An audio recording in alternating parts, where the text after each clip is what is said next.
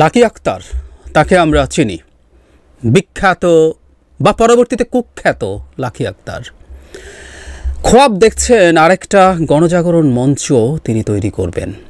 খোয়াবই পারবেন কি না পারবেন সেটা আমরা খুব ভালো মতো বুঝি, কিন্তু সেই ধরনের একটা পরিকল্পনা আসলে আমরা দেখতে পাই।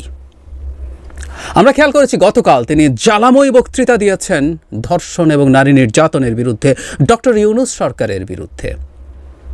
তিনি খুবই সরব, আপনারা যে কেউ চাইলে তার ফেসবুকে ঢুকে দেখতে পারেন। আমি দীর্ঘ সময় ধরে চেক করলাম এবং একটা বিশেষ কারণে চেক করতে গিয়ে দেখি তিনি প্রতিদিন প্রচুর প্রচুর স্ট্যাটাস দেন, 5টা 7টা 10টা স্ট্যাটাসও আছে কোনো দিন। প্রচুর লিঙ্ক শেয়ার করছেন এবং বলা বাহুল্য সব কিছু আমাদের ডক্টর ইউনূস সরকারকে এবং ডক্টর ইউনূসকেও ব্যক্তিগতভাবে আক্রমণ করে সমালোচনা করতেই পারেন যে কেউ, আমরা অনেকে করছি, কেউ ইভেন সরকার গঠিত হওয়ার পর থেকে করছে, কিন্তু তারপর একটা কনটেক্সট থাকে তিনি আগে কি করতেন সেটা। ফলে আমাদের ডক্টর ইউনূস সরকার গঠিত হওয়ার ইমিডিয়েটলি পর থেকে সমালোচনা করা কিছু মানুষের আগের ট্র্যাক রেকর্ডে আমরা দেখেছি তারা শেখ হাসিনার বিরুদ্ধে অত্যন্ত সোচ্চার ছিলেন।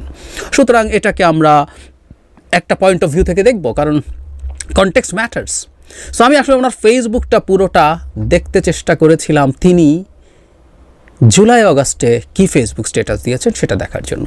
ওনাকে আমি আসলে ফেসবুকে খুব একটা দেখিনি, জানি না উনি কী করেন। যদিও আমি ফেসবুকে দেখলাম অনেকেই হয়তো তাকে ফলো করেছেন। উনি কী করেছেন জুলাই অগাস্টে আমি সেই জায়গাটায় যাব। তার আগে গতকালের ঘটনা নিয়ে আমরা খেয়াল করেছি ডক্টর ইউনূস আমাদের প্রধান উপদেষ্টার বাসভবন অভিমুখে একটা মিছিল করার চেষ্টা করা হয়েছিল একটা সংগঠনের পক্ষ থেকে, এবং আই অ্যাগ্রি যে পুলিশ একটা জায়গায় বেশি বল প্রয়োগ করেছে, কোনো সন্দেহ নেই। কিন্তু আমরা খেয়াল করব পুলিশের উপরেও আক্রমণ করা হয়েছে একেবারে উদ্দেশ্যপ্রণোদিতভাবে। তবে এটুকু আমাদের মনে রাখতে হবে, পুলিশের উপরে যদি আক্রমণ হয়ও, আমরা দেখলাম একজন পুলিশ অফিসার একজন নারী তার উপরে আক্রমণ করেছে প্রথম, অন্তত সেভাবেই যে ভিডিওটা আমার সামনে এসছে তাতে দেখলাম, তিনি পাল্টা ওই নারীকে আঘাত করছেন।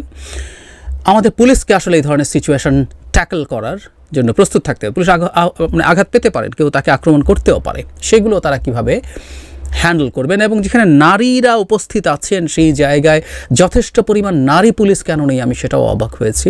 আমাদের অনেক নারীকে এই নারীরা চক্রান্ত করতে আসলেও কেউ এসেছেনও হয়তো, তাদেরকে তাদের সম্মান তাদের সম্ভ্রম সব কিছু এবং তার প্রতি ভায়োলেন্ট হওয়া, তার প্রতি যদি বল প্রয়োগ করতে হয় সেটা একজন নারী পুলিশের মাধ্যমে হবে, সেটা আমরা একেবারে কোনোরকম কোনো যদি কিন্তু ছাড়া চাই। সুতরাং প্রচুর নারী পুলিশের উপস্থিতি দরকার ছিল, কিন্তু আমরা দেখেছি মানে নারীরা পুরুষ পুলিশের হাতে নিগৃহীত হচ্ছেন, বল প্রয়োগের শিকার হচ্ছেন। বল প্রয়োগ লাগতে পারে, পুলিশ একটা বল প্রয়োগকারী প্রতিষ্ঠান, কিন্তু আমরা প্রায় যেটা বলি পুলিশকে প্রপোর্শনেটলি বল প্রয়োগ করতে পারতে হবে, লেজিটিমেটলি লিগালি বল প্রয়োগ করতে হবে, সেক্ষেত্রে ডিসপ্রপোর্শনেট বল প্রয়োগ না করে, ইললিগাল এবং ইললেজিটিমেট বল প্রয়োগ না করে সেটা যাতে হয়।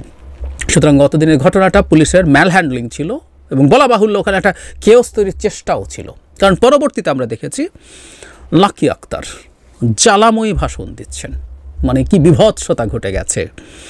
একমত আমরা এটা একটা জায়গায় সবাই কম বেশি একমত আছি, দেশের আইনশৃঙ্খলার অবস্থা ভালো না, নারীদের নিরাপত্তা নিয়ে প্রশ্ন এসছে। যদিও 8 বছরের কেউ ধর্ষিত হয়েছে বাংলাদেশে, 8 না 8ও অনেক বেশি বয়স ধর্ষিত হওয়ার পক্ষে। বাংলাদেশে 4 বছরের 3 বছরের 5 বছরের শিশু ধর্ষিত হয়েছে, মারা গেছে।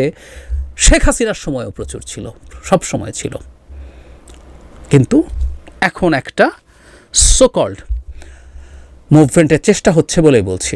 নাগরিকরা প্রতিবাদ করতেই চাই, কিন্তু যখন লাকি আক্তাররা নামেন তখন এই প্রশ্ন আসতে পারে, কারণ এই লাকি আক্তার গণজাগরণ মঞ্চের অন্যতম অ্যাক্টিভিস্ট হয়ে আওয়ামী লীগ এবং ভারতের পারপাস সার্ভ করেছিলেন। শুরুতে কারো কনফিউশন ছিল, থাকলেও খুব অল্প সময়ের মধ্যে মানুষ বুঝে গিয়েছিলেন। রীতিমতো বিরিয়ানি খাইয়ে দেশের সবচেয়ে গুরুত্বপূর্ণ 2টো হসপিটালের মোড় বন্ধ করে রেখে দিনের পর দিন সরকারি পেট্রোনাইজড মুভমেন্ট ছিল এটা, এবং এর উদ্দেশ্য এটার মাধ্যমে এটার জায়গা থেকে আওয়ামী লীগ তার তখনকার ফ্যাসিবাদী ব্যবস্থাটাকে জারি রাখার স্টেপ নিয়েছিল। আমি বহুবার বলেছি, একটু যোগ করে রাখি, 14 মানে গণজাগরণ মঞ্চ এরপর 18 পর্যন্ত আওয়ামী লীগকে এক ধরনের ফ্যাসিস্ট দল বলা যেতে পারে। তার কিছু ফ্যাসিস্ট ইডিওলজিক্যাল ন্যারেটিভ দিয়ে মানুষকে তারা এনগেজ করতে পেরেছিল। 18 পর থেকে এটা আটারলি একটা মাফিয়া রেজিম হয়ে গেছে, এটার ফ্যাসিস্ট না। যাই হোক, সেই লাকি আক্তার মাঠে নেমেছেন। লাকি আক্তার কী করছেন আসলে, আমি তার ফেসবুকে ঢুকেছিলাম, যেখানে অসংখ্য স্ট্যাটাস, এগুলো নিচে স্ক্রল করাই কঠিন হচ্ছিল। প্রতিদিন তিনি এত কিছু লিখছেন, এত কিছু বলছেন, বিদ্রুপ তুচ্ছতাচ্ছিল্য আমাদের প্রধান উপদেষ্টাদেরকে করছেন, প্রতিটা মন্তব্য ধরে ধরে লিঙ্ক শেয়ার করছেন, যে কেউ গিয়ে দেখে আসতে পারেন। তো আমার কৌতূহল ছিল তিনি জুলাইতে কী করছিলেন। জুলাই মাসে মানে ওনার 29 জুন একটা স্ট্যাটাস ছিল, তিনি একটা কর্মসূচিতে গেছেন কোনো একটা জেলায়। এরপর জুলাই 11-তে, 29 জুনের পর জুলাই 11, মানে এখন উনি প্রতিদিন 5, 7টা 10টা স্ট্যাটাস দেন, তখন উনি জুলাই 11-তে এটা ওনার স্ট্যাটাস না, একজন তাকে নিয়ে স্ট্যাটাস দিয়ে হাসাহাসি করছেন। মানে কেউ একজন লিখেছিলেন, শাহবাগে যোগ দিবি কখন? তখন 11 জুলাই আমাদের স্টুডেন্টরা রাস্তায় নেমেছে কোটা বিরোধী আন্দোলনে, শাহবাগে বসছে তারা। লাকি আক্তার ফাজলামো করছেন, শাহবাগ দিয়ে একটা যোগ চিহ্ন, মানে উনি শাহবাগে যোগ দিয়েছেন। এটা ফাজলামোর বিষয় লাকি আক্তারের কাছে। 11 তারিখে ওনার স্ট্যাটাস না, উনি 29 তারিখ স্ট্যাটাস দিয়েছিলেন। 11 তারিখে আরেকজন তাকে ট্যাগ করেছে, সেই ট্যাগে তারাও হাসাহাসি করছেন, যিনি তাকে ট্যাগ করে আপু, ফানি ইমোজি। জুলাই 15-তে ঢাকা ইউনিভার্সিটিতে পেটানো হলো, আমাদের বোনদেরকে কি বিভৎসভাবে পেটানো হয়েছে, রক্তাক্ত করা হয়েছে আমরা দেখেছি। 16 সাইদ মারা গেলেন, আরও 5 জন, মোট 6 জন মারা গেলেন, 17 50 জন মারা গেলেন, 18 70-80 জন, বাড়তেই থাকলো ডেথ টোল। লাকি আক্তারের ঘুম ভাঙে না, ওনার ঘুম ভাঙলো জুলাই 30, ছাত্র জনতার উপর হত্যাযজ্ঞের প্রতিবাদে ওনার একটা গান উনি পোস্ট করেছেন জুলাই 30। জুলাই 31-এ তাকে ওই গানটাই ট্যাগ করেছেন আরেকজন, এই হচ্ছে তার স্ট্যাটাস। এরপর which is very funny and interesting, I must say, তাতেই বুঝবো আসলে উনি এই গানটা কেন স্ট্যাটাস শেয়ার করেছেন। জুলাই অগাস্টে তার এর পরের স্ট্যাটাস, একজনের স্ট্যাটাস তিনি শেয়ার করেছেন, বৌদ্ধ ভিক্ষুরা ওই যে বন্যা হয়েছিল সেখানে ত্রাণ বিতরণ করছেন। 22 তারিখ মানে বাংলাদেশ, 22 অগস্ট বাংলাদেশে এত কিছু ঘটে গেল। 5 তারিখ শেখ হাসিনার পতন এবং পালিয়ে যাওয়া, মানে কে সেলিব্রেট করে নাই? শেখ হাসিনা এবং তার হালুয়া রুটি খাওয়া মানুষের বাইরে কে সেলিব্রেট করে নাই? আসলে আওয়ামী লীগারদেরকেও যারা সমর্থন করেন, বংশ পরম্পরায় ভোট দিয়েছেন, কোনো বেনিফিট নেন নাই, তাদেরকেও সেলিব্রেট করতে দেখেছি। কিন্তু তিনি তার শোক, বুঝতে পারছি তিনি খুবই শোকে আক্রান্ত ছিলেন, তার এই শোক প্রাথমিকভাবে কেটেছে দীর্ঘ 17 দিন পর 22 তারিখ তার স্ট্যাটাস দিতে ইচ্ছে করলো বন্যা নিয়ে। তারপর বলা বাহুল্য তিনি প্রচণ্ড গতিতে সরকার বিরোধী যুদ্ধে, লড়াইয়ে নেমে পড়লেন। লাকি আক্তার একজন বর্বর, আমি বর্বর শব্দটা আসলে জেনে শুনে বলছি, আমি ইদানিং বলছি একটা কথা, যে বর্বর শেখ হাসিনাকে যারা সমর্থন করেন, মানে আওয়ামী লীগকেও পরবর্তীতে অন্য কারো নেতৃত্ব হলে করলেও করতে পারেন, সবাইকে বিদ্যমান যে দলগুলো আছে সেগুলো করতে হবে না, ভিন্ন মতাদর্শ ভিন্ন মতামত থাকতে পারে, ওনার তো নিজেরই একটা দল আছে।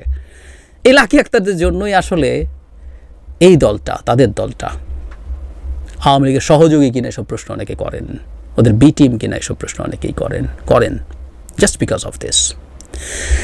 31 তারিখ বা 30 তারিখ তিনি যে গান শেয়ার করেছেন, মৃদু প্রতিবাদ, উনি হয়তো ভাবেননি তার আপা পতন হবে এবং তার আপাকে দেশ থেকে পালাতে হবে, ফলে উনি বাকরুদ্ধ হয়ে গেছেন এবং সেই পর্যন্ত উনি বাকরুদ্ধই ছিলেন। 17 দিন লেগেছে বাকরুদ্ধতা থেকে বেরিয়ে আসে। এরপর তিনি আবার এমনই ভোকাল হলেন এবং এখন রীতিমতো রাস্তায় নেমে গেছেন সরকারকে বিপদে ফেলতে।